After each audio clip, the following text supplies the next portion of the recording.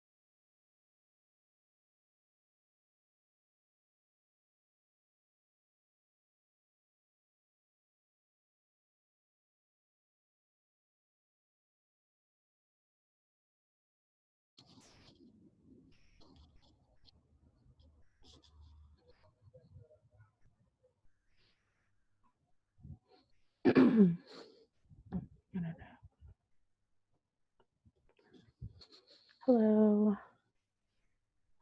Chris is here yet?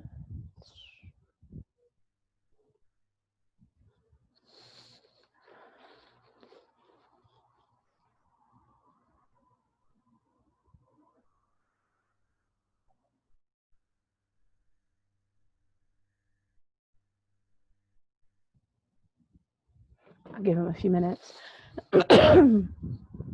Hello. Let's see. Oh, I guess I could just share this to Facebook.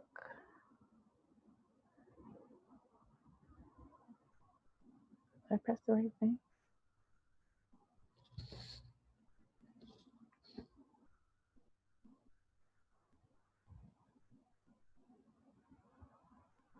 Hey, Chris. Can you hear me? Yo. Hey. Give me just a minute. I'm just sharing this to Facebook. There are people here. Hello, people. Oh, are you at the new place? No, this is Brooklyn. Oh, you're in your kid's room. Now that I'm looking, I wasn't looking at the screen. It's the only quiet place. We got 4 people trying to do stuff here. I had to kick them out of their room. Wow. Okay. But they cleaned up. Can you hear all right? I have the AC on here. Is that good or bad? No, I don't hear it blowing. Like there's no constant thing for me in the background, and I have my in-ears. Okay. And give me just a minute.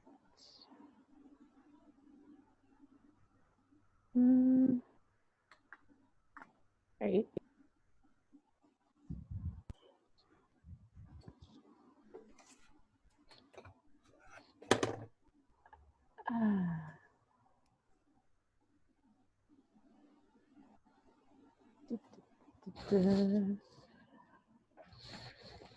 Guess I could have signed in before, and this is a more prepared person maybe would have. That's all right.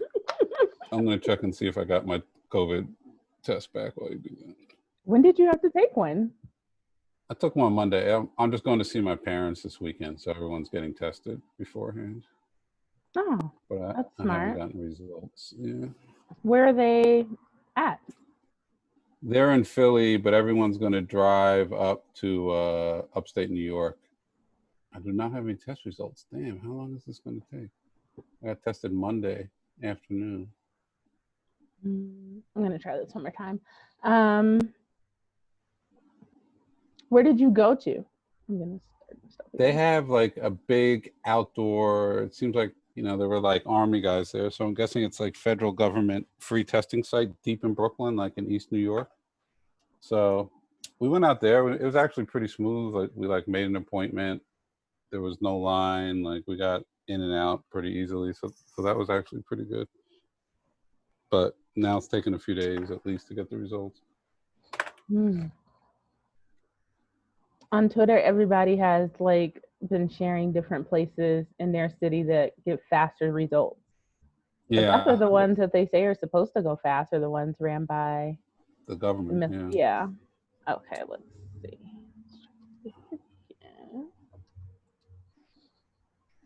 Oh, okay. I see you over here.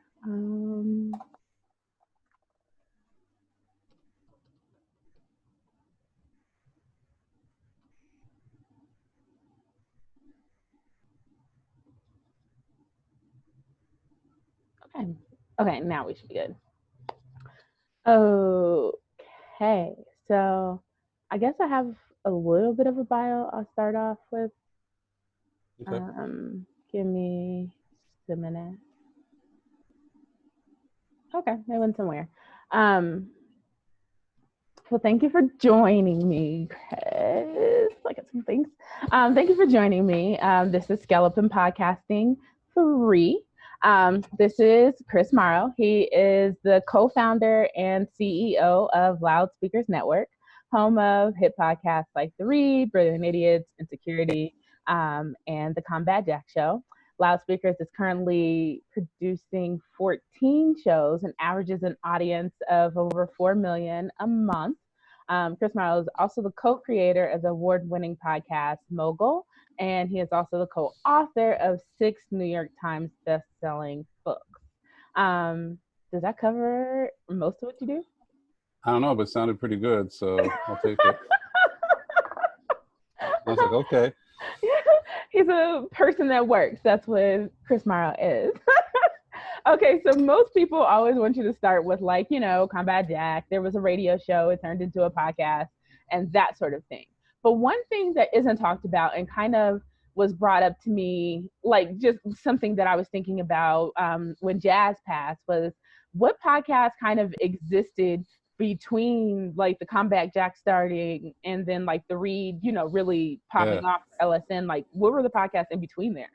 That's a great question. Like I was talking to somebody the other day, like there's this forgotten era of hip hop between like Rapper's Delight and like when Run DMC, and it was all like what people do for money and White Line. It was like, to me, it was like these roller skating, like we would in Philly, I'm from Philadelphia, we would go to like roller skating rinks, and like it was like this early stage of hip hop, like 82 through like late 84, that like has been completely forgotten about. And like when you said that, that's immediately where my mind went. So the answer is Loudspeaker started with the Combat Jack show, and we got some, I was able to get the Combat Jack show some studio space in a still undisclosed location in Rockefeller Center. And though maybe the truth is out now, but I'll make people dig a little bit harder for it. And that's when we really decided to like try to quote unquote scale out into a network. And actually the first 2 shows were like 2 shows that Reggie really wanted to do. Actually, I'll say the first 3 shows. One was with Jazz, as you mentioned. It was called Reality Check, and it was her and NY Delight. And we almost didn't really have a format for that show, to be honest. It was really the 2 of them kind of talking about being young, I think single professional working women in New York, and kind of the ups and downs of that. And then what ended up happening is Just Blaze started kind of, we would tape that at the same time that the Combat Jack show taped, and the 2 studios were right next door to each other. And at some point after the Combat Jack show was done, or even during the Combat Jack show, Just Blaze would actually come on and kind of become a third guest on Reality Check. And in the moments that that couldn't happen because he was tied up with the Combat Jack show, I would come on and be sort of a third guest. And during one of those times I was there, Jazz had a young YouTuber named Kid Fury come on. So I was sitting in the studio when Kid Fury came on Reality Check. So Reality Check is like a forgotten show, and you know, it kind of went away, but it's incredibly important in terms of whatever sort of loudspeakers legacy that there is, because that's how I met Fury. And it was really sitting in the room, and you know, I almost wish we could go back and find the tape of that. I wonder if it exists somewhere. I was gonna say, I don't know if you saw people were asking if you were gonna put up the episodes of Reality Check. I don't even know where they are. I'll have to ask Dwayne if we can find them. He must have them on a hard drive somewhere. But yeah, I mean, that was saying in the studio. I was like, holy shit, this kid is incredible, and that's how that really started. So it was Reality Check, Fan Bros, which out of the first early 3 shows did survive and to go on, and you know, now it's known as For All Nerds. But that was the second spin-off show because Reggie was a really big comic book fan, and he was just really passionate about doing something in the comic book world. And then the third show was called Sneaker Fiends Unite with Premium Pete and Dallas Penn. And you know, one of my regrets is that I didn't really. We had a situation basically where we were going to lose our second studio, and I basically decided to give Fan Bros, because Reggie was so passionate about the comic book thing, the studio slot. And I can talk about it now. It was very controversial, and there's a lot of feelings about it at the time. But you know, me, Pete, and Dallas can laugh about it now. I asked them if I could build them a home studio until we found a new situation, and they got really upset about that and didn't want to do that and felt they were being slighted. And that show kind of went away. But I really think that was a show that was potentially way ahead of its time, just in terms, I mean, not to say that sneaker culture wasn't big 6-7 years ago, but like that really could have been a show that cemented itself as like the premier sneaker podcast. So yeah, that was like the very earliest pre-Read, pre-Brilliant Idiots incarnation of Loudspeakers Network. And so, like, after the Read took off, did you like, because of those other shows, did you think of the Read was going to be kind of like those other shows, or did you see it as a thing that would be the launching pad of something maybe more? I mean, the Read was a big deal within an hour of when it launched, the first episode. I mean, I tell people, like, I had no idea what to expect. I don't think Crystal and Fury had any real idea what to expect. But I do still remember like the day it launched and like constantly refreshing the SoundCloud page and being like, holy shit, holy shit, holy shit. You know, it's like, I can't even remember what, like, I think maybe back then, maybe like 25,000 per episode was like considered a big show, you know, like this is like 2014, maybe 2013. And, you know, like there were Combat Jack episodes that would do that, and we'd be like really excited with that. And like the Read was just like bing, bing, bing. And every time you'd refresh, it would go up like another 5 or 10,000. So yeah, so like from the moment it launched, it was like pretty obvious that this was like something very different. And I think Crystal and Fury have told the story publicly, and maybe I've even told it publicly. But the funny thing is, for the second episode, they were kind of taken aback by how many people listened to. The first episode, they had just come in and freestyled it. And so for the second episode, they came in with like notes and everything written out. And like, they're like, holy shit, like people are really listening to this. We got to start taking it seriously. And they hated the episode. Like they decided not to release that episode. And then they were like, we just got to do it the way we did it the first time, which was not caring. I mean, I think the Read has been really great at sticking to a structure, and I wish more podcasts would actually do it. But just in terms of kind of the ability to improvise and go with the flow and not feel like they have to hit certain marks or be too scripted, that's really, they returned to that format for the second episode, and they've just been kind of cruising ever since. So yeah, maybe one day we'll do like you know, when like labels release like the archive album, you know, it'll be like Reality Check, the Read second episode, if they'll let me put it out, you know, like something like that. What a lot of people, of course, when they want to be signed to LSN or something, they think like a two-person podcast is almost like you talk to two people and you're like, I'm gonna give you a podcast, and the next week they're in the studio just putting out Getting Grown or something like that. Right, Can sure. you talk about the process, like between saying, you know what, we are going to make this process podcast to the podcast actually coming out from like LSN podcast for you? Yeah, I mean, it varies from show to show, but I always initially try to be as involved as the host is comfortable with. I mean, in a situation like the read, I pretty much realized the first episode that the best thing I could do was get out of the way. And, they don't need me to tell them, oh, could you add a little bit of more of this or take away a little bit of that? But I do try in the initial stages to really work closely with the shows to develop the concept, to develop some of the structure, the segments. I mean, even a show like Tax Season, like I came up with the theme song, I made the logo art, like, I was just like super hands-on in all of it. But kind of what I tell people is let's spend some time before the show launches really creating structure and a plan and really thinking it out a lot. But then once the show actually starts, feel free to ignore all of it because ultimately it's got to feel organic, right? I think the danger can be if you don't do any of that pre-launch prep, then you're starting from a potentially really messy place already. And then it's impossible to kind of go back and give the show more structure or more focus. But if you try to think of those things ahead of time, you have a better chance of having at least some elements in the show. I mean, look, it's podcasting. I mean, unless you're talking about like a super scripted show like Mogul or, Gimlet stuff, like people want it to be freewheeling and slightly, I won't say messy, but, open-ended.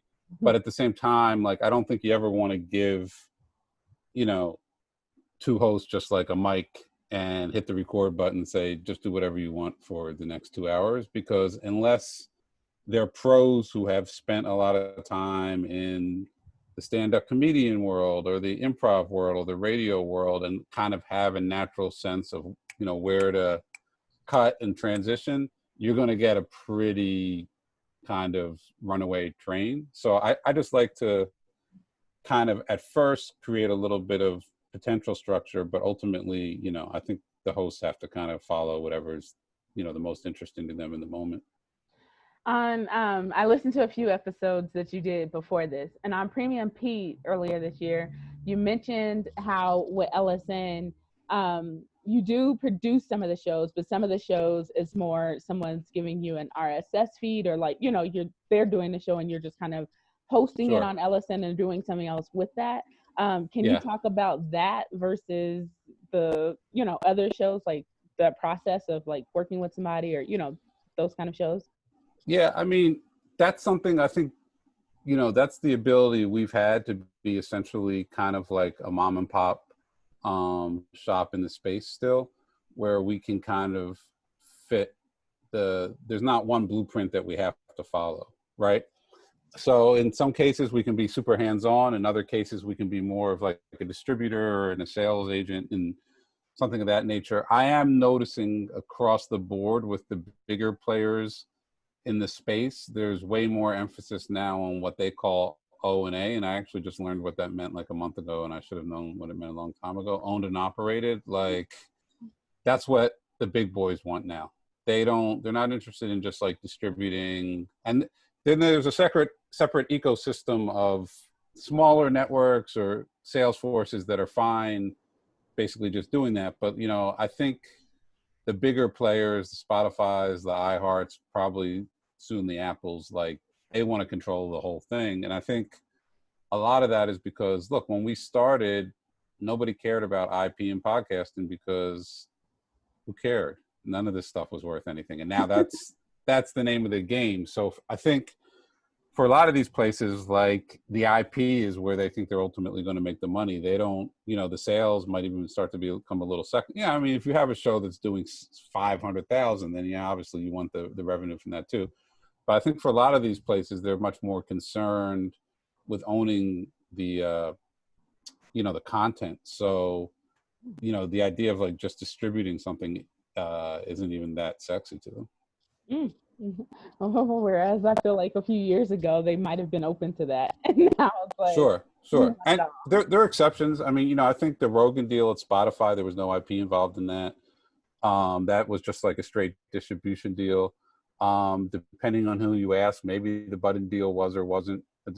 You know, everybody asked me like, "What's up with that? What did he sign for? Or what what's he?" I have no idea. Like, who knows? Like, I've heard a million different things, but I think those are the exceptions. I think across the board now, if you're looking to get in bed with one of the big players, you have to be prepared that you're basically going to be doing it for them. You know. I mean, well, we know the Benton deal. If it was anything near any of these deals, we would have heard a number Sure. like Sure. that. But I mean, just when you just bringing that up, do you have any thoughts on him re-signing with Spotify? Because I've always found it interesting that the video was still up on, YouTube's of like clips of the podcast. And so now that they've added video to Spotify, I've always thought if they added video to Spotify, it would make his next deal sweeter or at least better because he does get a lot of views on YouTube. But what do you think about that? Like, My guess is that he probably resigns there. I mean, it seems like it's been a success. I mean, I don't know what the actual numbers are, but I would say culturally, it's definitely had like a major impact. And like, I think from a perception standpoint, like that's their big hip hop show. I mean, I know they're really proud of Dissect and Mogul too, but like those are very different things than Budden. Like in terms of like the day-to-day impact on hip hop, like I think Budden has a real impact. So I think they should want to re-sign him. And the other thing is like if we're being honest, like when he signed that deal, everybody in the industry was kind of like, oh, this is Joe, like he's going to do something, he's going to flip out over something. This is going to blow up in 3 months or 6 months or 9 months. I mean, like, I remember that was the whole thing with the idiots, like, placing bets on when, and they've, I'm sure there've been hiccups and bumps behind the scenes, like, but they seem to, from the outside looking in, been able to make it work. So to me, that's not insignificant. Like, he seems to have found a comfort level there, and I'm sure if the money's close to being right, like, um, I would assume the only thing I heard that I thought was interesting is I heard that he was talking about taking it on Patreon, and like that would be really interesting if a show of that size went behind a paywall. I'd be really curious to see the numbers on that. or on its own paywall, that would be something because I mean, it's not that some people don't survive on Patreon, but it'd be like, how much money would he be making on Patreon versus a Spotify deal? I think you make a lot of money. The thing with me going behind Patreon is like, and I think the numbers back this up. As soon as you do that, you're capping your audience for the most part, right? Like you're not growing your audience, and in all likelihood, your audience is going to slide backwards over the next few years because there's just so much great content out there. Like it's going to be harder, even if you've heard somebody talking about the show and whether it's Budden or anything, like that show's so great. Like you got to be really motivated to pay $5 a month or whatever the number is. Whereas to me, at least, I mean, in theory, right, Spotify's still a paywall, right? But there's still a million other reasons to go on Spotify. So I don't quite see it as like oranges to oranges with something like Patreon. So like, to me, you would stay on a Spotify because you're going to keep growing your audience. Like I don't think Spotify's even hit the tip of the iceberg in terms of like their podcast audience. Like it's growing, but like, I think they have the potential to, and I think they still have to figure it out, but like when they unlock the curation to kind of sync up a little bit more neatly with the music playlists on the podcast, like they're really going to be kind of be in a sweet spot. Yeah, I mean, they update that app some. I mean, look what they've done without an app update. So I can only Sure. see what they've done. Let's see. I lost my notes page. Oh, thinking of the Spotify deal, like, do you think there's any podcast you see? Because like I remember before, like when COVID first started, it was like, oh, okay, everything in podcasting is slowing down. We've seen the last of the big deals of the, that we're gonna see and Sure. things like that. And now we're seeing like that is not slowing any of them down. So was it like, and actually, I'm going to turn this around with podcasting. It said like everybody was like the numbers are down, ads are changing, they're not paying out at first. Has that now reversed, or is there like a middle space, or like what's going on with that? Like, I think it's come back. I mean, I think it was definitely down anywhere between 10 to 20%, depending on the show initially. And I think it's recovered, or at least it's recovered for a lot of loudspeaker shows. I think kind of like the big takeaway for me, and part of this I think is reflected in the numbers, and like part of it's just in terms of my own personal experience, is the commute is a big part of the whole podcasting experience. Like if you had asked me before this all started, like, are you going to listen to more or less podcasts during a pandemic? I'd be like, oh, I'm going to definitely listen to more. I'm going to have way more time. And I'm absolutely listening to less. Like so much of it for me was just a way to get through the commute, whether, and I'm in New York and my commute's different. Like I'm taking the subway, a lot of places I walk, sometimes I ride my bike, but like literally every time I'd step out of the house, the first thing I'd do is I would like pick a podcast. And I'm not doing that now, even though I have time. It's just like, and it's kind of psychological, and I've been trying to like get to the bottom of it. I'm like, does do, does listening to some of these podcasts remind me of like a time when things are better, and I'm not listening because it's like sad, or have the podcast changed? But like I think one thing that will be smart whenever this is like quote unquote over is like, and one thing I'm going to focus in is like, hey, let's really try to tailor some stuff like very specifically to the commute, right?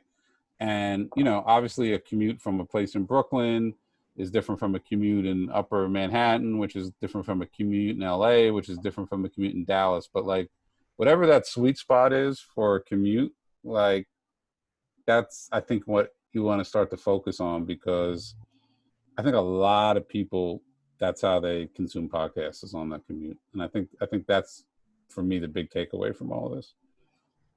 I think that like there's open, at least to me right now. I would love to see if somebody did a campaign like saying take a break with a podcast, like picking some 15 or 20-minute podcast, and it's like that walk you get to take by yourself, take it with a podcast, or like when you get to sit in the car for 20 minutes by Yeah, yourself sure. or something. I would love to see some people like really give things to people, like when you decide you're ignoring everybody in your house while you're washing dishes, you can be Oh, I listening like that. to Like podcasts. a customized, like, I'm sick of these people, I got to get out of the house podcast. It's Exactly. just right. I would just love to see some campaigns or some people being creative around like we're gonna be at home for a while. And for some Right. parents, like I follow like some parents on Instagram because I just love watching stuff like that. Right. My kids are Um, fucking annoying me. I'm out of here podcast. like, and it's like how much they do like to ignore their kids or like even just go away, for 10 to 15 Right. minutes. It's hilarious. I'm like, people should be giving your idea. Like, you know what? You can stick these things in your ear. And like with that noise thing your headphones come with, it could be me and you and nobody else. Like, like create the experience around like, taking a break with somebody. Like if you only have a few minutes, spend that few minutes with me. It'll be fun. Like it'll be Hey, worth you better be quiet. I think this is a good idea. You might want to keep this to yourself. You it. might want to run with this.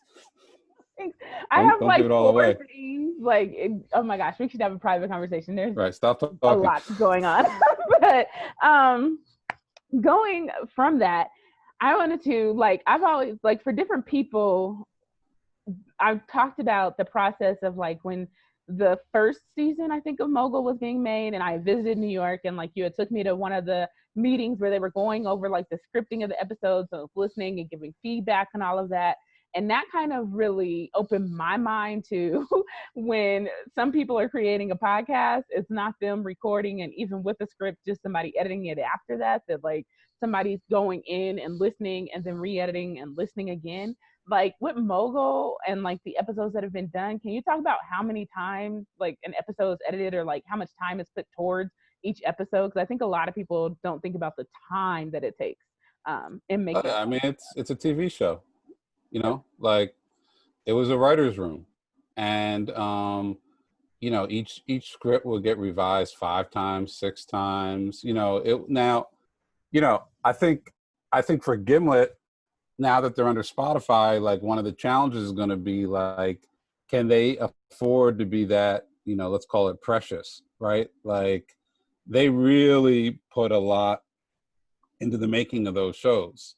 And, you know, they did a great job. Like they created a company and a catalog that was like attractive and it got sold, but like, you know, Spotify is going to want hits. You know what I mean? Like Spotify is not going to care as much about like the Gimlet aesthetic and the journalism, which is like, frankly, like incredible. Like I don't, you know, I'm pretty cynical and I don't give people a lot of, you know, props publicly, but like at Gimlet, like they really put everything into those shows. Like they didn't cut any corners. It was pretty special to see. But you know, I think you could look at a show like compare Mogul to like Infamous, the Takashi show that Spotify did. And I'm not, you know, like that was a good show too, but it wasn't like as kind of like very preciously put together, and you know maybe came at it from like a slightly different journalistic standpoint. And look, you know, like I know Sean did like a ton of reporting on that. Like I'm not knocking it, but like I think it's fair to say like there were different approaches. Like I would say that would be closer to like maybe a Wondery show or something like that. And I think it'll be interesting, like, can Gimlet keep doing Gimlet shows, or do they have to start making them a little bit more accessible, maybe? And I think that's going to be the challenge for them. And I think they should make them more accessible. I mean, and you know, these are conversations I've had with them privately, which is like, hey, like you have a massive audience out there now, potentially on Spotify. Like, let's just make some shit that like, you know, yeah, it's a little obvious, or maybe, you know, like it's not super highbrow, but you're going to do big numbers, and let's do that. So I think that's going to be the balance they're going to have to try to find. But yeah, I mean, just in terms of the process, like their process is like at the far end of the spectrum, I would say, just in terms of time and production and resources, and they throw everything at it. I don't know, outside of maybe like Serial or something like that, if there's anybody else who really puts as much into making a podcast as they do. Oh my gosh. Sometimes I think about that Serial New York Times thing, and I just wonder what podcasts would be like in a couple of years with Why? how, What do you mean? like, they both take podcasting really seriously. Anybody I've ever talked to that works at the Times, or like, talks about working with them on anything, it's like, no, it's meticulous. No, like we Yeah, pay attention. No, like there's so much that goes into this, and, the type of thing. So, no telling what they'll do as in all together, especially with the journalism I aspect. think it's going to be super. I think it's going to be really impressive. Like, I don't know if I told you this before, but like I actually interviewed for the job, or I don't know, one of the jobs at the Times podcasting thing, No. and like I was in, you know, I was completely caught up in the middle of like loudspeakers and everything was happening. I didn't really prepare at all, but you know, I kind of got recommended, and it was like the most embarrassing interview I've ever had in my life. Like, because I was like, holy shit, like these guys are so on point, and they were just like throwing me so many questions, and I was just like, I don't, like loudspeakers, we figure this shit out, like we're gonna figure, you know what I mean? And it was like, I was like, whoa, they're playing at a totally different level, truthfully. And you know, but that, I thought that was great. I mean, in the moment I was kind of embarrassed, but like, you know, I think it's important to see stuff like that and be aware of stuff like that, and then, you know, try to, you know, you got to keep trying to step your game up. Um, I need to save this. Oh, I was listening also with the Premium Pete. You were talking about how I didn't get a chance to research it. That, maybe we have the longest, well, LSN has the longest running branded podcast. But okay, you've made podcasts, of course, with HBO, State Farm. And then do you remember that vodka? This is sad. I was like, there was a Oh, vodka. the tequila, Yeah. Avion. Okay, there you go. Yeah, Those are the three I know about. Have more been made on LSN, or at least those are the three that come to mind to me for branded podcasts? those are the three. Okay. Can you like talk about working with branded podcasts and like how you've made that work? Because it seems like I don't like you all were talking about it, like how you hear about it for 1 or 2 seasons, and to me that is usually how I hear about that. Wait, do we consider Netflix podcasts branded podcasts or no? You mean something like Strong Black Lead, or Yeah. I mean, I no, I mean, I haven't actually listened to that. Do they only talk about Netflix shows, or is it across the board? No, they talk about like they just interview different people. Like some of them will have been on a Netflix show or something like that. But I'm not going to call that a fully branded show then. okay. And like with Insecurity, and if people don't know what that is, that's the official after podcast for Insecure. That is a branded podcast. I think it's like the best case scenario for a branded podcast, just in that, Crystal and Fran are like literally the perfect hosts to be doing a wrap up on that show, and the audience knows it, and it feels completely organic, which is always the struggle for a branded show, right? Like how do you put something out there that doesn't feel like it's just like kind of this corporate event? And I think we did a good job with that with Colorful Lives too. At the end of the day, I think that felt pretty organic too. I think the thing is, like, for branded podcasts, the challenge always is every brand is going to tell you the same thing at the start of the process, which is like, we love what you guys do. We just want you guys to do you. We're going to get out of the way. You guys are the experts. We're just going to let you cook. 1,000 versions of that. And I think people mean it when they say it, but most corporate situations aren't structured so that you just hand something off to another party and then get out of the way and let them cook. They can't, like, they got to put their hands in it. They have to run it up the flagpole. There are a million people who have to chime in and give notes. And I think that becomes the challenge from a creative standpoint, is like making something that feels very, again, for lack of a better word, organic, but is in fact not, right? Like, really is the opposite of organic. And knowing when to push back against the brands and tell them, trust us, this is a moment where, you really do have to let us cook, and also making concessions to what they need. So that's always kind of the thing with these branded shows, like finding that balance between a brand that really, despite what they want to do, just can't give it over to you, but also, explaining to the hosts,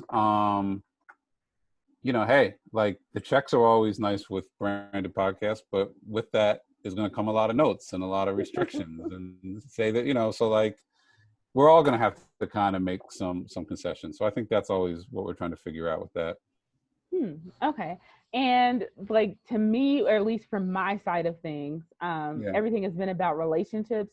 Is that how you started the branded podcast too? Like just meeting somebody, off chance that worked, or they reached out? Like, I think that would be, brand synergy or something. Yeah, the State Farm one, which, has been really great for us. Now, it didn't come back this year. We're hoping that it's going to come back next year. That was really just a guy. He's not there anymore, but that was a guy in-house. Well, actually, I think he worked with the agency that works for State House. But anyway, State Farm.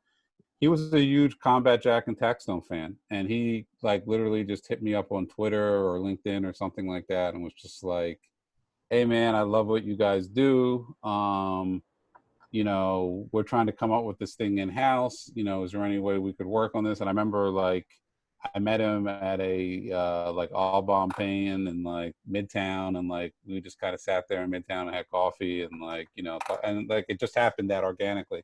Now that that was 4 or 5 years ago at this point. Now it would probably be a lot more buttoned up, and they might end up doing, I think a lot of places are going to start doing stuff in house, or, it would probably be a lot harder to just kind of make it happen in that way. But we were fortunate. It was literally a guy who was listening to our shows and just thought of us and reached out, and we were able to make it happen.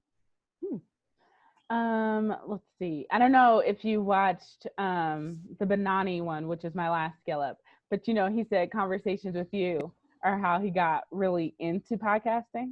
Oh, with me? Yeah, he was just saying like some of the things you broke down to him, like about podcasting were the things that kind of made him think deeper and like what else he could be doing and build into Cool. what he's doing.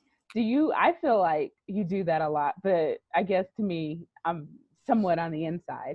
But do you take conversation with a lot of people if they reach out to you, or if they figure out a way to get to you on a one-on-one level, or is that mostly now for people you know of or like have time for with the projects you're working on?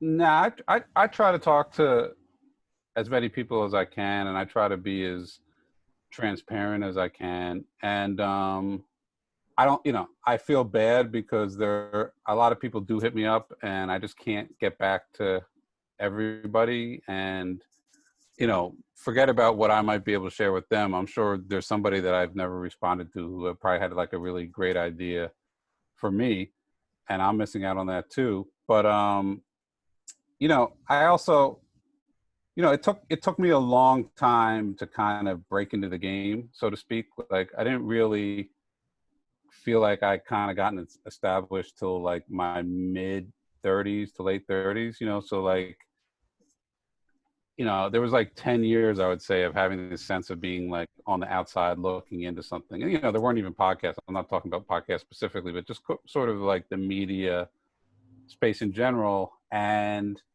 I remember that feeling of like feeling like I just need to be able to connect with somebody. I just need somebody to like give me a shot or pay attention to me or listen to me. And I always felt like that was very elusive, so and I remember that, and I remember that feeling. So I try to always, if I can, like talk to people or give them feedback or try to be as honest as possible with them.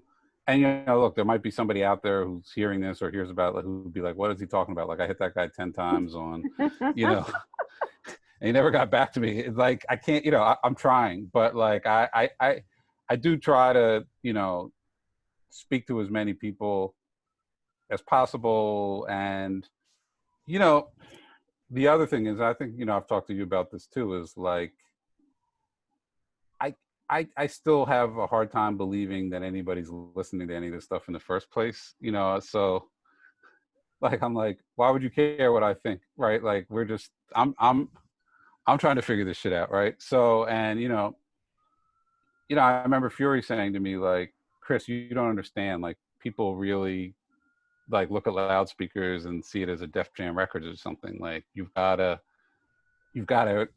act that way. And I was like, shit, you're right. Like I don't, and maybe when Def Jam was popping, they felt like, hey, we're just making this shit up. I think as we go along. So, I think part of it is, I try to be, accessible. I try to be transparent, and find that balance by, I guess, not being too accessible, if that makes sense. But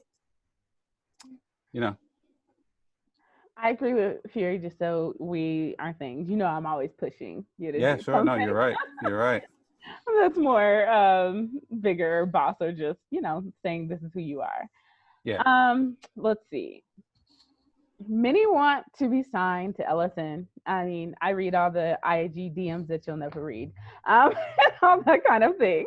So most of it, like everything you say on like most podcasts I've listened to, you're like, I'm just looking for scripted, and it feels like everybody else is coming to you with a 2-person kind of thing that LSN has already created or has on the network. So are you really only looking for scripted or somebody able to pitch something like that or bring in a part that? or, you know, is a two-person thing talking about sports or talking about something that's not being talked about still an option in a way?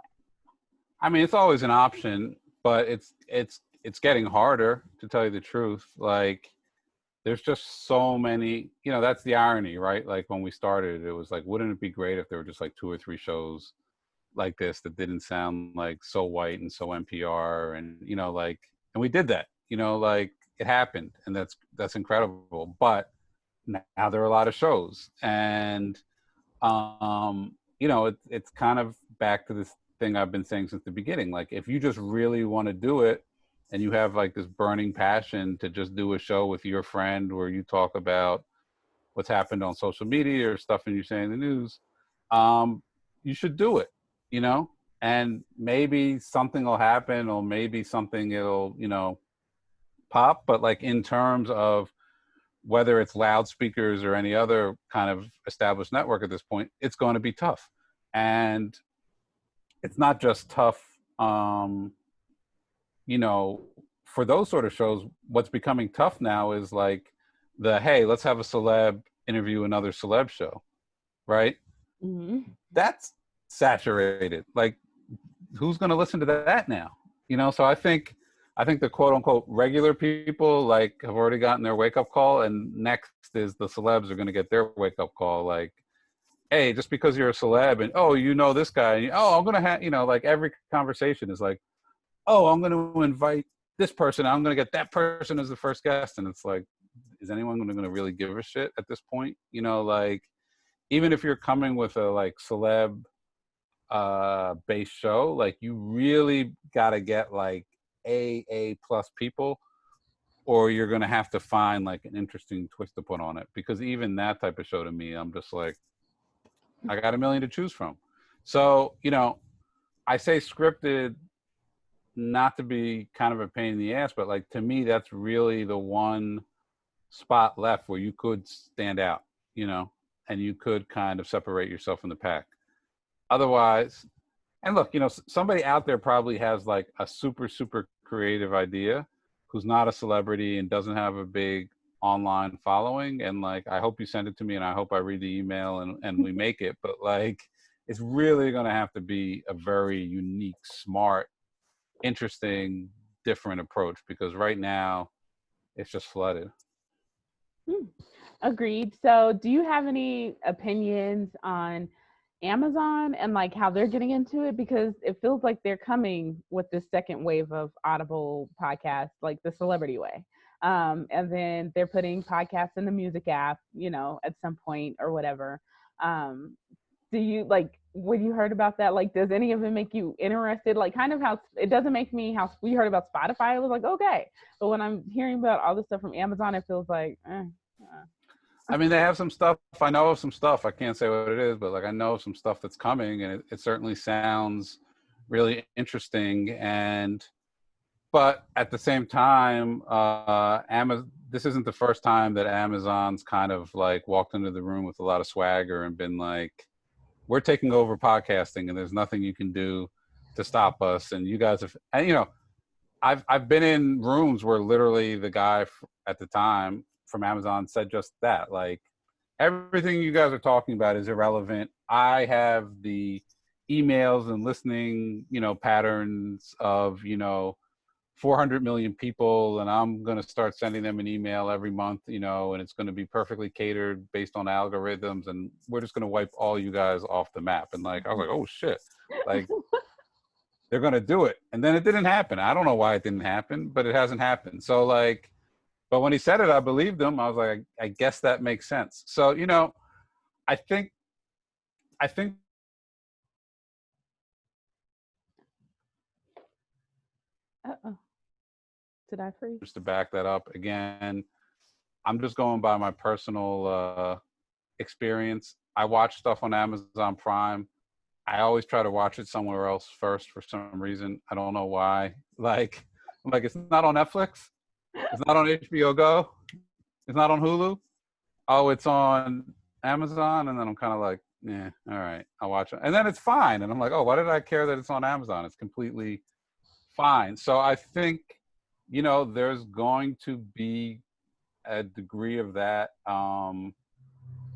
with podcasting and Amazon, but like I also know that, like, you know, one of your long-standing pet peeves is like the the best or the even the good podcasting app hasn't been made yet. And like, I don't know, man, like if Amazon decides they're going to make it, combined with all the information and mailing lists, and I mean, it would seem that they could do what they've been threatening to do. But It's you do know, it. I had somebody who worked at one of these big companies say something to me a few years ago, and I think there's probably some truth to it, which is like, look, you're looking at this and you're saying like, hey, they could make $300 million doing this. And what you have to understand is like, for one of these companies to really like lift and do the internal work and move stuff around, they're not looking for like a $300 bet to come in. Like, they're looking for $1 billion bets. Like, that's when they start getting like motivated and focused to like, okay, we're going to throw all these resources that we have at this thing.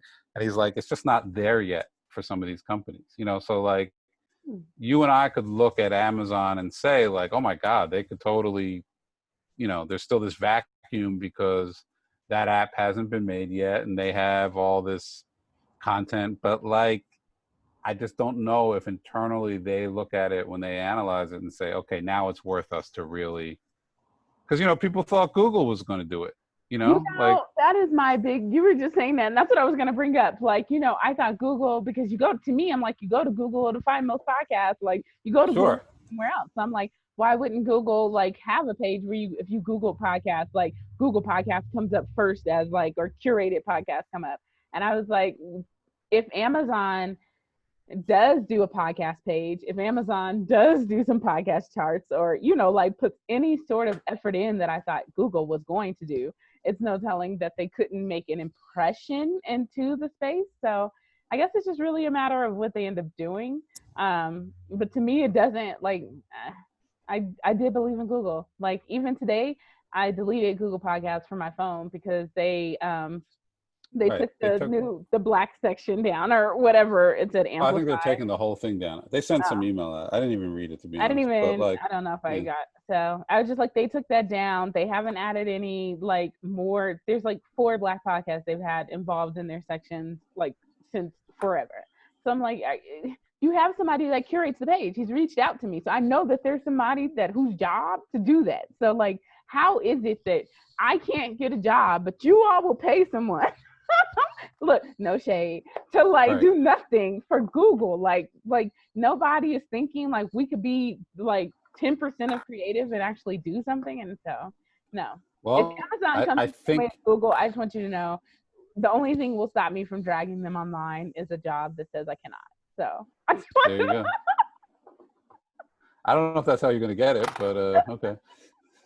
I feel like that's the only way I've gotten other companies to pay attention to me on some level to even like talk to me. So like I was like, I haven't seen any Amazon jobs or like, you know, any jobs that I would say look feel That's like they're true. doing something big, but who knows?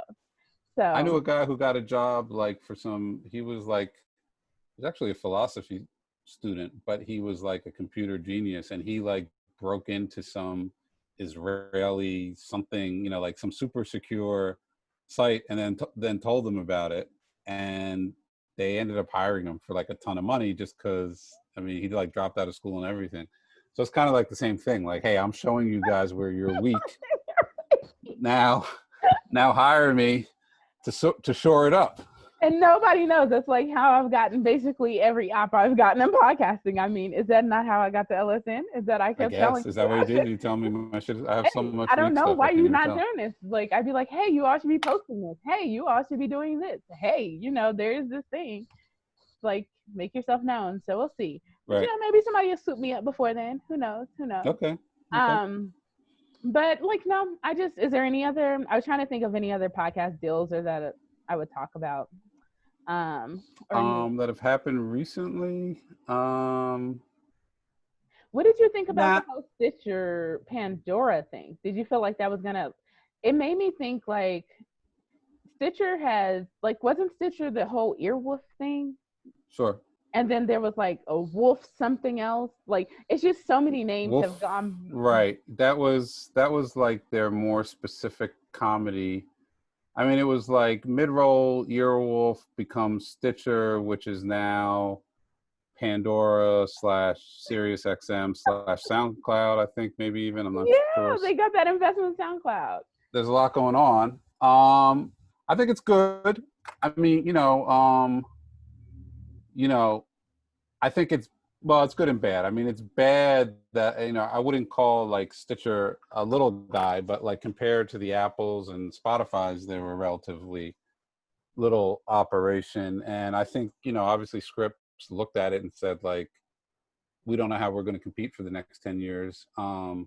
So we're going to bow out now and get our money. But I do like them kind of like coming together with these different players and at least having some sort of counterbalance to Spotify and potentially Apple. Like I don't think you want a world where it's like Spotify, Apple, and then you fall off this huge cliff until you get down to everybody else. Um, I think it's healthier if at least there's somebody to kind of keep those other players like a little honest. And I think they can play a role. I mean, like I'm not saying it's Amazon, but obviously Sirius XM has access to a big database and a lot of subscribers, and ditto with SoundCloud. So like I think the question with Stitcher is like, how much are they going to be involved in like creating new content versus they become the sales arm of whatever Sirius XM is. I hope they provide some structure for the podcast department, because like Pandora has done so many flops on podcasts that should have survived. Like you can't tell me that Questlove Supreme, or that's what it's called, I think, Questlove Supreme, like shouldn't have been at least bigger. When I listen, I'm like, the content is big. He gets conversations people want, but you all don't know how to Yeah, I mean, I you all would don't have know how let to some do of that it. shit loose, man. I would Like, have put some of that on YouTube and like, because there were absolutely times where I would see him tweet out and he's like, oh, it's me and Mos Def and Talib Kweli, and like, and I was like, oh shit, that's probably where you're like Dave Chappelle. I was like, that must yeah, be fucking amazing, but I'm not signing up for Pandora to go listen to it. I don't care that much. But if there had been a YouTube link there, and I could even have seen 10 minutes of that, if you had gotten me 10 times on that, 5 times even, I might have signed up, because every time I saw him tweet out who the guests were, I was like, oh, I know that's amazing. I he know had that's them, amazing. like they were doing 3-hour episodes, so within 3 hours you can always get somebody to say something they wouldn't have wanted to say. So it's Or like, even if they were just reminiscing, man, like I would just want to listen to him and Q-Tip talk for an hour. Like, so that podcast is now out in the world on iHeart, but that's like correct. he still doesn't get any support. But I think they don't necessarily know how to market it, and they think that they should market it a different way of like hip. I think I'm always listening to the bit from Bodega Boy, so I thought of like hip hop, like whenever they're saying it, like it got to be Right. low key, it's got to just be like the audience spreading it, and it's like, no, y'all could do some like few dope campaigns and let people know that there's content out there that like actually exists like this. But it feels like Pandora like has this thing, especially with like all their other content and the things they stream, that they don't really understand how to market it outside their app, or like how to pull people over to podcasts from just listening to music in the app. So Yeah, you I'm just gotta set that free. You gotta, and I don't know what iHeart's doing with it, but like for me, I think that show potentially like has the ability to really be like a great almost like a counterbalance to Button. You know what I mean? Like, they don't know how to cut clips. Like they don't know how to cut clips that bring people in. Like they want to cut clips as if you already listened, not the clip that makes you like laugh and say, "Where's the link to that?" Type of thing. yeah, because I really like. Why am I blanking on his name, man? I talked to this guy from North Carolina, the rapper who's like the unofficial. Phil, I Oh my God, I'm having a brain. don't. I'm Not, embarrassed. sorry, it's not gonna be. You know who I'm talking about. He's great too. Like, like they have they have a really, like deep cast. And, I think part of it is like Questlove isn't like, I think sometimes you gotta like, I don't want to say push him, but like bring him out of that shell and be like, look, you've got something really special right here, right? You're doing the same thing I am now. You're Googling who the guy, I can't remember. Oh, I couldn't figure out. Uh, I thought I might have. Fonte. How could I not There you remember go. Fonte?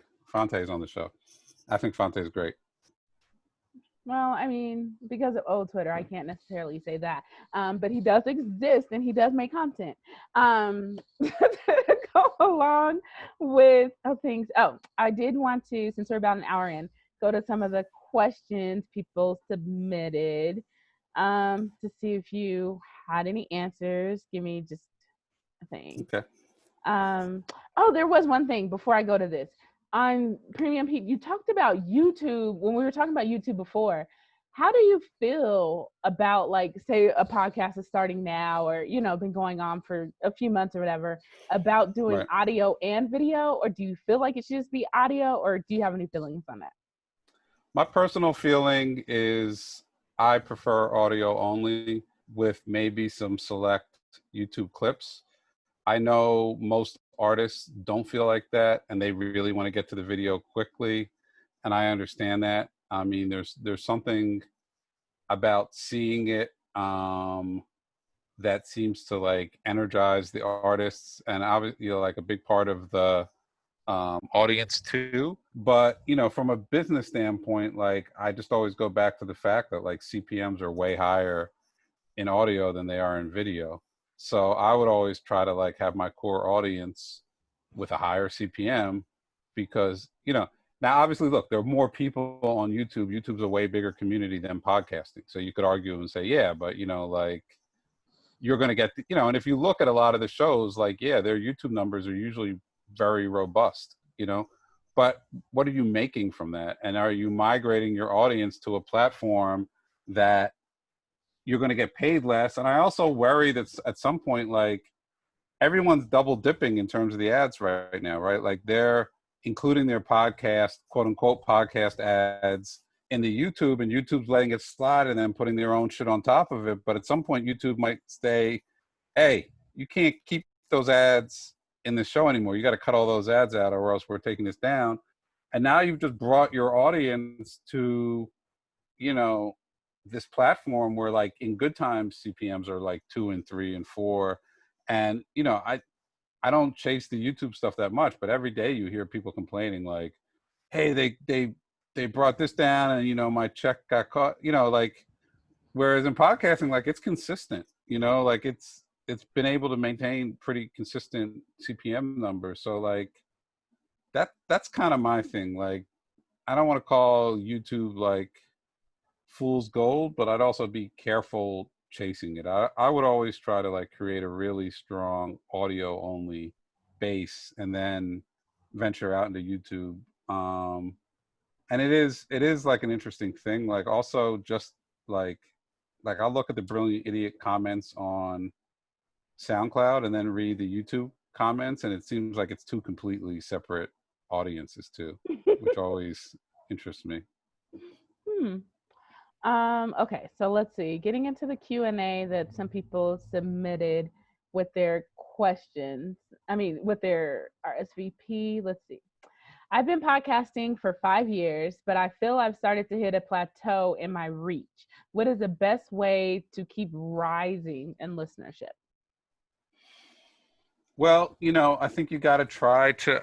I mean, it's a little hard to say without knowing the type of show that it is. I don't know if the person's live in there and can put something in the chat, but I think you got to try to get on other people's shows and find audiences that aren't your core audience and slowly try to build that way. Or if it's the type of show where it's like a pop commentary show or there's something newsy, you got to try to find a clip that goes viral. Though, that's not always a guarantee either. I mean, there have been moments where, we've been like, oh, we just need a viral clip. I mean, I remember, I'm embarrassed to say what the clip was about, but if you remember the clip of wax that made its way onto Jesus and Morrow, you know, I was like, all right, we got a viral clip. That's a viral clip. You know, like, didn't really move the needle that much, to be honest. You know, so it's like, I mean, maybe it's because of what the clip was about. Maybe it turned people off, but like, you know, I don't think there's a magic wand, unfortunately. Like, I think you just have to keep kind of plugging away and grinding.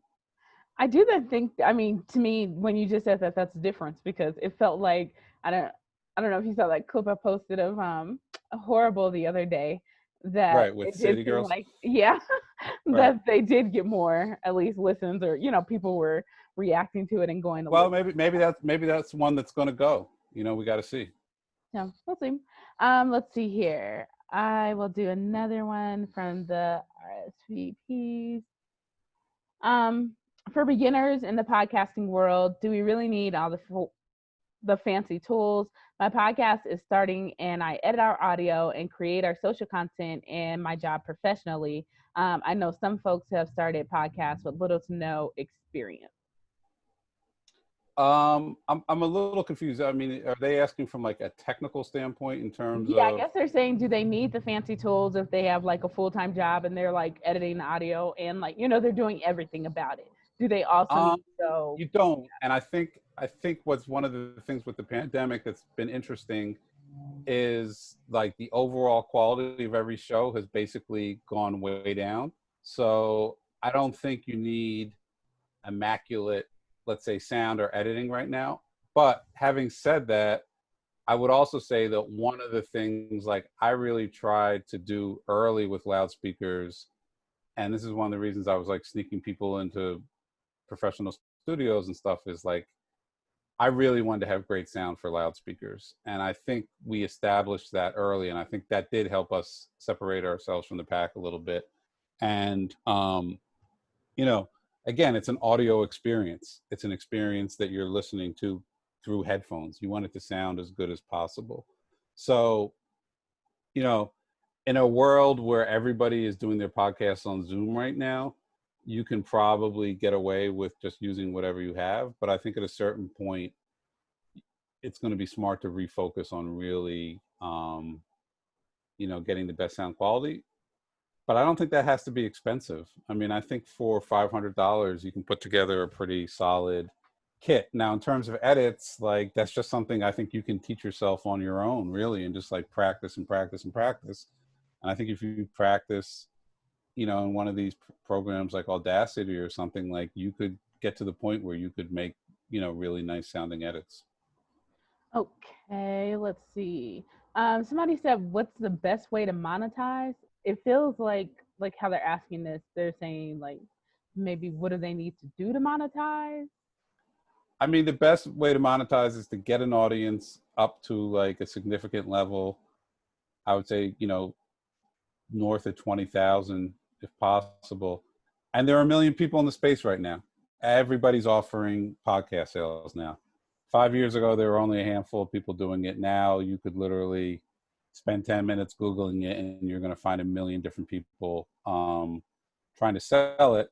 I think what you have to do is try to do your homework and be realistic about your audience size and figure out a place that, you know, if you're, let's say you're doing 20 to 25,000, which I think for some people out there might be like, holy shit, how do I even get to 25,000? You know, that might seem impossible. But, you know, I think the key is trying to figure out a place where like they're going to take a show of that size seriously. And they're not just going to say, hey, we're going to sell your ads and um, then never do anything and you get frustrated. And, you know, that is one of the values of a network somewhere like loudspeakers is that has relationships and is pitching big shows, and then in those conversations with the big shows can slide some smaller shows in that wouldn't normally get a look, basically, and that is a way to kind of get in the door. So do you think that there's like an option of saying, if you had a few friends and you all had an audience of maybe 3 to 4,000 each, then maybe you could group together and do something or approach someone that way, or no? You mean with separate shows?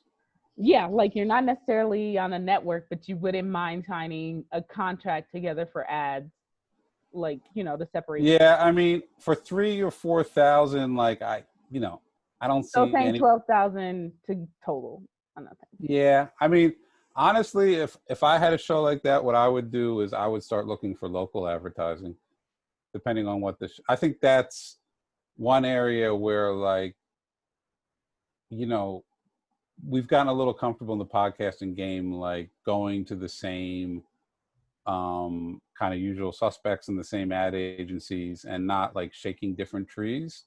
And even at like 10,000, you're talking, three, 4 or 500 bucks a spot. You might be able, if you can prove that your audience is local and that your reach is local, I would go to like a fucking car dealership and be like, hey, like try me out, like give us an offer code. And like, if we can sell you, like 3 cars that you weren't normally able to sell, that's probably worth more than, like the thing that's interesting about podcasting is like, it's hard to kind of get people to bite, but if they do bite and you can consistently sell some product, they'll stick around for a long time.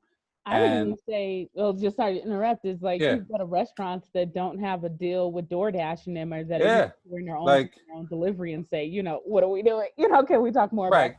Because it's all numbers based, and it's not like you're like, no, I don't want to like schlep around to these local places. I want ads from Pepsi and, you know, Geico or some shit. Like, if your audience is the size your audience is, they're still only going to pay you that couple $100 either. But they're going to have thousands of podcasts to choose from where they spend that money. Whereas some local places might not even be thinking in terms of podcasting. And, you might, there's like a podcast. I listen to a lot of basketball podcasts, and I listen to like a show called The Rights to Ricky Sanchez, which is like only about Sixers. Like, it's just straight Sixers talk. And all their advertising is local. Like, I don't know how much they make. I really have no idea what their audience size is. Like, but it's like the local SPCA and a local brewery and a law firm in Philadelphia and a jeweler in downtown Philadelphia. But like, they make money that way. They don't even go after big national brands, and I think it makes a lot of sense to them because they're all, like, outside of me, who's really listening to like a Sixers podcast outside of Philadelphia? You know what I mean? Like, so yeah, maybe they might get only 10,000, but because they can identify that like our audience is here, I'm sure they do pretty well with those advertisers. Let's see. One of these in Zoom, it says, if you could pick one emerging market outside the UK and the US, what would it be? Well, at least for our shows, I'd say it's South Africa. Mm. That's where I've seen the most bounce for loudspeaker shows. I think that's a language thing first and foremost. I mean, I can't claim to know a whole lot about South Africa culturally, but it seems like our shows do seem to resonate there fairly heavily.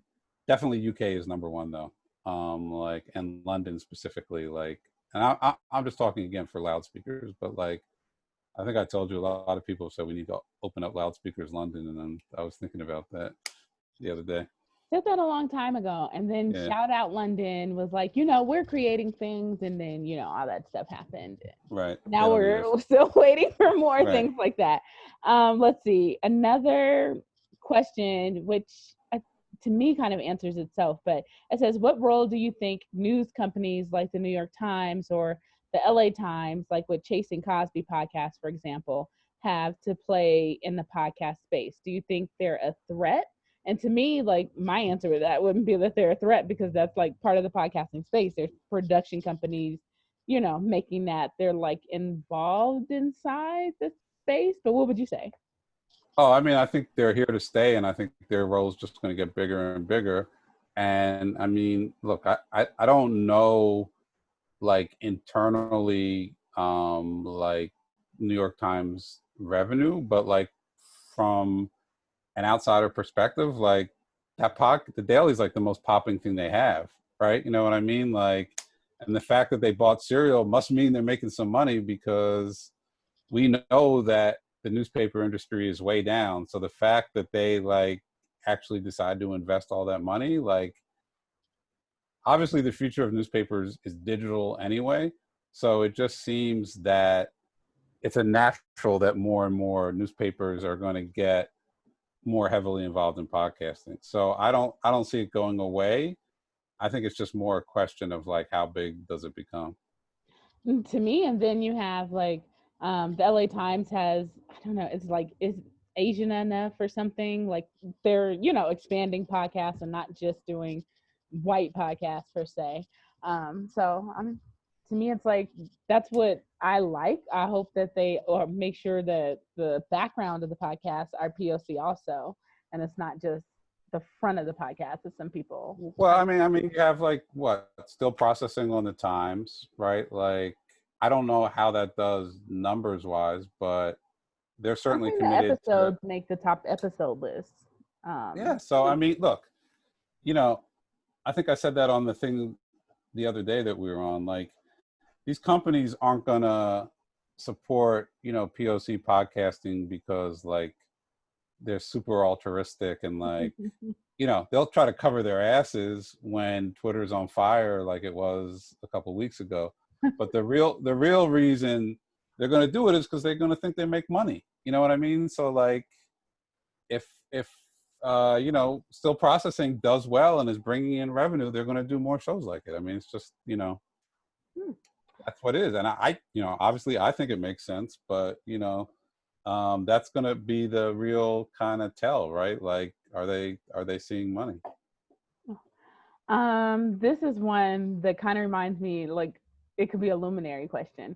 Do you think it's right that companies, do you think it's right that companies distribute podcasts and make their own, like Spotify, for example?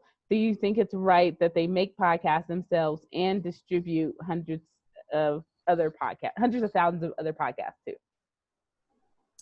I mean, do I think it's right? Like, does that mean in terms of like fair or does it mean in terms of business? I think at some point, one of these companies, whether it's a Spotify or an Apple, like at some point they're going to close the gate. You know what I mean? Like, it's just a matter of when. And I don't know what their internal, research shows, but like, yeah, if I was paying a lot of money for like let's say, that the show that Van has on The Wire on Spotify, right? Mm-hmm. Like, if I'm Spotify and I've invested a lot into that, why do I really ultimately want to be hosting other Wire recap shows? And I don't even know if there are any like that. But you know what I mean? Like, at a certain point, they're going to say, okay, we've got enough people in here who are into podcasting. The audience has reached whatever sort of critical mass we're looking for.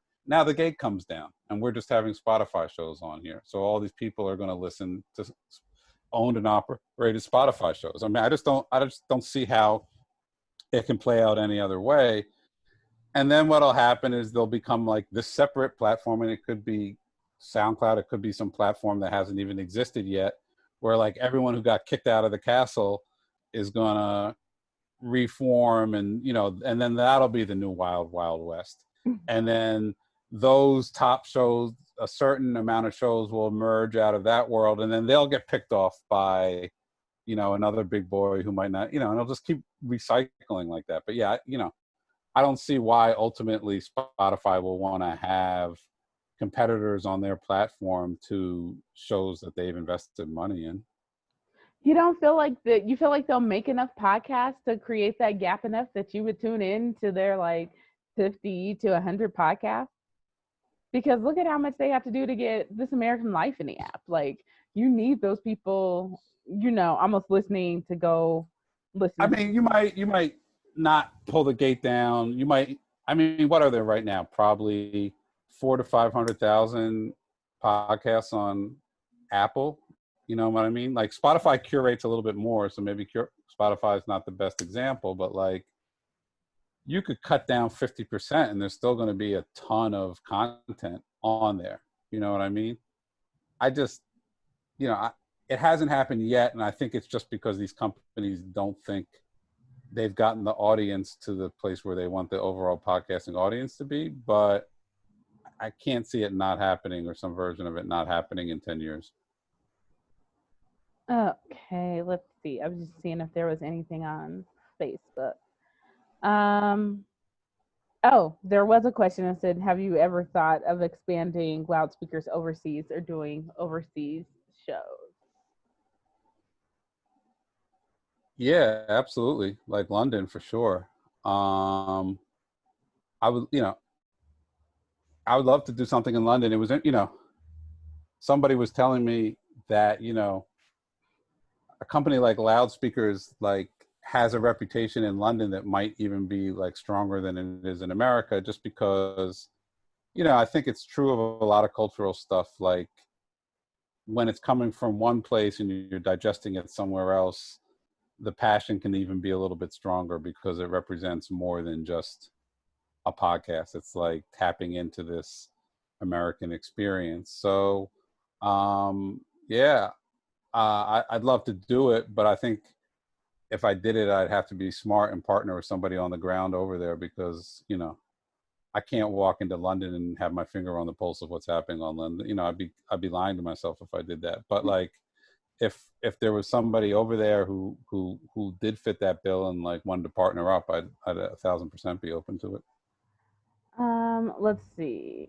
What is the biggest challenge you think podcasters face right now? Money. Do you want to make money? And are you willing to stick it out long enough knowing that you might not make money? And then, from my perspective, it's, do I have the money to be competitive with the Spotifys and the Stitchers and what have you? So I think no matter what angle you come at it from, money's the fundamental issue. And, look, when we started this shit, 7 years ago now, we just wanted there to be money in the space. Like, we're just like, oh, please let somebody actually, well, it's here. And now, it is more money, more problems, so it's like, but it, it came with its own set of issues. So be careful what you wish for sometimes. Let's see.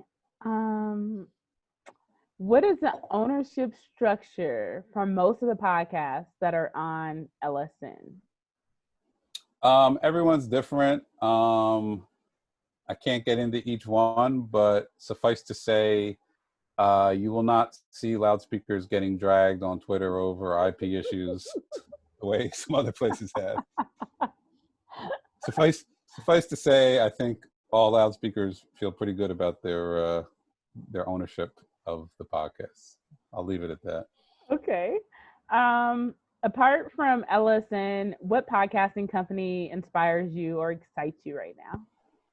Well, like I've spoken about, I really admire what Gimlet did, and I'll be curious to see what they do. Another one, I know that I'm probably jealous of them, so I won't listen to any of their stuff because it hurts me. But I respect what Pineapple did. I think Pineapple. So the fact that I can't listen to any of their shows probably means that I really admire them. That's always the sign, right? Like when you're like, fuck. Yeah. So I do that a lot with Pineapple. I'm like, God damn it, fuck, So I would put them on that list too, though I don't listen to any of their shows. I feel like I listen to, like, if there's a Black person in a Pineapple show, I'm like, it must be for me. I'm like, right. They must have made this for me. Let's see. Oh, I'll follow up with maybe a couple of more questions. But what podcasts, even though you said you're listening to less, what podcasts are making your list lately? I've been listening to Nick Quah's podcast, Sermon of Pod, I think it's called. That's, you got to really care about the business and the details of podcasting, but obviously I do. So I've enjoyed that. I want Nick to be a little more Nick on there, though. I've come close to sending him some notes. Like I was like, you know what? I just have to not tweet about it anymore because I was like, I don't want this to be a bad thing. Like I'm gonna listen, but it's just not something I can. I'm sure you wouldn't want my comments on Twitter. Well, I still really value Nick and I value the show, but I want him to be like the ball busting Nick that I know a little bit more. So You like, have so much of this information. Like, I love the questions he asks in the newsletter. Like, like some of the things he just brings up of like, right. yeah, we should be asking a deeper thing. Like, I don't want the softball interview. I want you to go in there and really ask It's gonna. things. I think he has a strategy. I haven't talked to him about it, but I think he has a strategy that he's like setting it up this way, and then he'll start to get progressively more Nickish, I'll say. Mm-hmm. So, but if he ever did ask me I'm not, I'm not gonna like go out there and tell him, but like if he ever offered my opinion, I'm like, be that super snarky, smart like ball buster, because I know that's who you are. So like, let me feel it. You know what I mean? But for what he's smart. He's gonna figure it out. I've been listening to that. I'm trying to think what else. I've really been listening to like a ton now that the NBA season started. I've been listening to a ton of basketball podcasts again. That's kind of like my getaway activity. And then I hope somebody at some point, I feel like there's a lot of articles that should be written on podcasting, but I hope somebody at some point writes the article on how, I think it's like Turner Sports or something like that, came in and made sports podcasts and like totally blew ESPN out the water with like a couple of podcasts and like with some actual promoting and that sort of thing. So I would love for somebody to really go into like how ESPN, everybody was listening to these podcasts they republished as TV shows. And then Turner Sports was like, you know what? We can actually do this and actually promote it and make more than them. Yeah, I mean, on that note, one podcast that I haven't listened to that I've been meaning to listen to is Jody. I always mispronounce his last name, like Averon, who used to run 30 for 30 at ESPN. Oh. Mm-hmm. He started his own podcast, which is like about like this day. It has like kind of like a this day in history theme. But I generally like respect the stuff he does. So I've tried to put him onto a couple of basketball podcasts, which he hasn't vibed with. But like I would that's one I want to listen to, and I'm obsessed with like this New York based podcast. Like on the surface it's about basketball, but it's really about New York and like the pandemic and what's happening. It's called Cookies. And I really like it. But I've reached out to these guys kind of like on Twitter a little bit, and like they don't even hit me back. So I was just kind of like, oh well, I guess. But I like that one. If anyone's looking for a podcast that like seems to be about basketball but is really about like life in New York City, Cookies is a great one. Let's see. It says, what do you think about what do you think about Spotify and SoundUp? What do you think about Spotify, SoundUp, and Google PRX programs and developing programs? I guess, what do you think about the program? I actually don't know much about it, to be honest with you. I haven't read that much on it, so I don't really feel like I'm like qualified to make much comment on it, to be honest.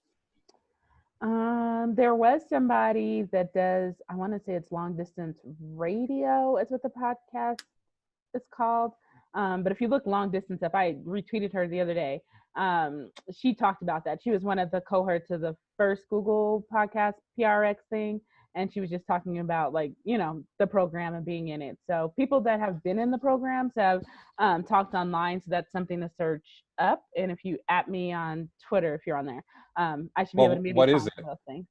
Well, I mean, Spotify SoundUp is where they choose, I think it's 8 women, and they teach them how to podcast, and they'll pick 1 or 2 to invest in and actually make a podcast. Like Dope Labs came from Spotify SoundUp. Okay. And then Google PRX, they let you come in with an idea you already have, and they'll give you up to a certain amount to invest in your podcast and build your podcast up. I mean, I think that's great then. I mean, I didn't know about it, but like, I think that's great. Gimlet's doing a mentorship program. I drag that on Twitter. Yeah, everyone's dragging it. I mean, I talked to somebody over there, and I was like, you guys are getting dragged. And they're like, I know. I was like, it's not unwarranted. And they're like, I know. And I was like, but having said all that, I think it's fair to drag them. But if I was someone who was interested in making shows like that, once you get past the dragging, I would absolutely take advantage of that, because I think you would come out of that with like a really sharpened skill set, to be honest. So I no, I think you would. I think you would. I think it's totally fair to drag them, but I think that would be a really nice opportunity for somebody. I would like it if they said we're doing that, and then Spotify is open to maybe taking the idea on, like they'll go through five, or five top ideas if we're talking about something after. But I just feel like they could put some money in the space. Mentorship is cool, but like if you can't get to the next level once you're able to create something of like something big, like how does that help you? I don't know. I feel you, but I think what you got to do in that situation is like you got to separate the employees from management a little bit too. You know what I mean? Like, Gimlet's in an interesting place because they did what they set out to do. They sold for a lot of fucking money, and I think everybody there was like super invested and really believed in the mission and like was completely on board. But like when you sell for a lot of money on a management level, things change. As much as everyone says it's going to stay the same, and like nobody buys anything for $300 million just to like let it sit. You know what I mean? Like you buy it and then you do what you want to do with it. So I think you have a lot of people at Gimlet like who are still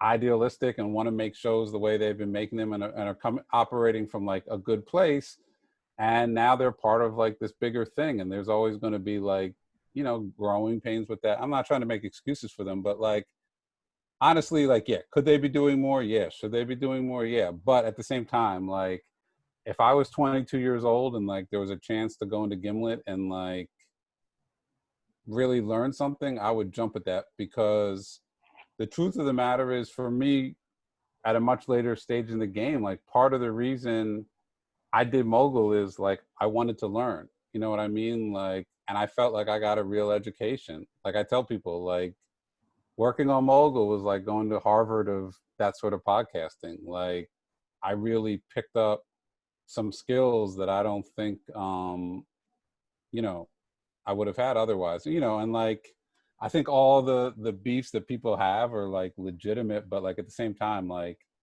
if I was young and I could get in there for a few months and like really pick people's brains, like, yeah. And look, I did a lot of internships when I was young, and I know like people's views towards internships are like a lot different than they were 25 years ago.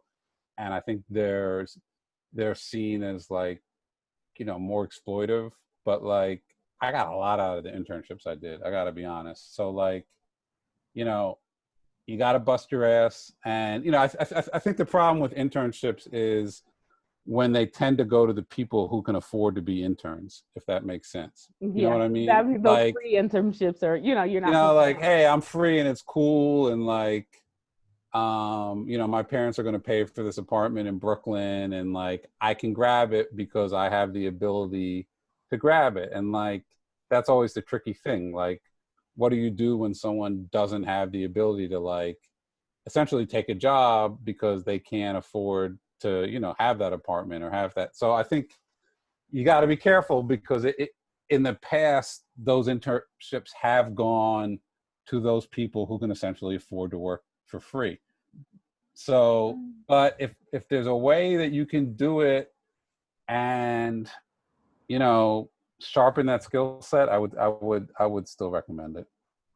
And there are a lot of internships, like how NPR did theirs, and they opened it since it's remote to anybody. A lot of people are doing internships that normally you would have to come in and have to give all that up remotely, and saying you could. I mean, that sounds great to me too. It's something to look into. And Yeah. I'll do this as the last question. Do you think it's unrealistic to expect weekly growth on your podcast when first starting out? Does growth in podcast space look sporadic in general? And then, like, I read that and I kind of thought about one thing you said. I think it might have been on Dreams and Drive, of like not being afraid to reintroduce yourself, and like always making sure you're trying to bring in a new audience. Yeah. I think that's somewhat, some people kind of like expect you to kind of know, and some people will do the thing where they're like, we wanted you to know, like, you can be new here and, like, you know what's going on. But what do you think about that? Yeah, I think you have to not get caught up in, watching it from week to week. I think there are going to be fits and starts, and there'll be spikes, and then it'll even out, and then there'll be spikes. And if there's a pandemic, there might be a dip. I think what's like way more fruitful to focus on is the content, and just constantly like working with the content. And then like finally to what you said, that's something that I got from it's actually that Earwolf show, Comedy Bang Bang. Oh. The Comedy Bang Bang guy. And he said that in an interview, and I stole it from him. Every show, you got to start off the show by telling people who you are, what the show's about, and setting the stage. And people really struggle to do that. And even big shows struggle to do that. And the reason you got to do it is you can't, and the way he framed it, which I thought was true, was you have to assume that new listeners are coming every week. And the second you stop welcoming them, then you're basically saying my show has stopped growing. And there are very few shows that are in a position to say, I'm stopped growing. And I think the thing is, podcasting is so competitive now. People have so many options and so many choices. If they, for whether it's luck, whether it's word of mouth, whether it's something popping up on your screen, if a new listener makes that commitment of clicking on your show, you better fucking tell them what it's about in the first 10 seconds. You know what I mean? You better have like that super bite-sized, concise, hey, this is the Chris Morrow show where every week we blah, blah, blah, blah, and you better like give it to them there, because I know I'm not giving a show 45 seconds if the first 20 seconds I can't figure out what's going on, or what's this about, or they're talking about like inside joke stuff, and like you're clicking off and you're not coming back. So at the top of every show, always assume that somebody new is listening and tailor it for that experience.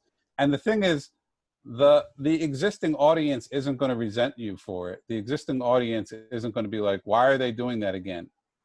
Because a good podcast, like, like the shows you listen to, you want them to be growing. You want to think that other people are coming in and like sharing this. You want to be putting people on, like, so you love as a listener the fact that like, okay, cool.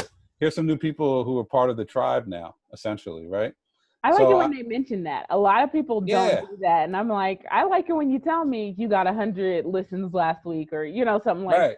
So I can be like, oh, there's other people. So at some point, maybe we'll get to talk to each other, or like, we're building this thing together. And I think the most successful podcasts, whether it's a hive, whatever you want to call it, like they build that sense among the listenership of like, even the one I was talking about in Philadelphia that might only have 5,000 views, they cultivate the sense of like, hey, we're in this thing together. We're this little army, and we're marching together. And I think rather than like focusing on like growth, that's what you should focus on. Like, creating that experience. Shout people out, like acknowledge your fans, make them feel connected. Like, I think that's the most positive thing you can do, because I think if you look at the big boys, whether it's a Reed, whether it's a Budden, whether it's a Rogan, like they've all cultivated that sense of a tribe, right? Like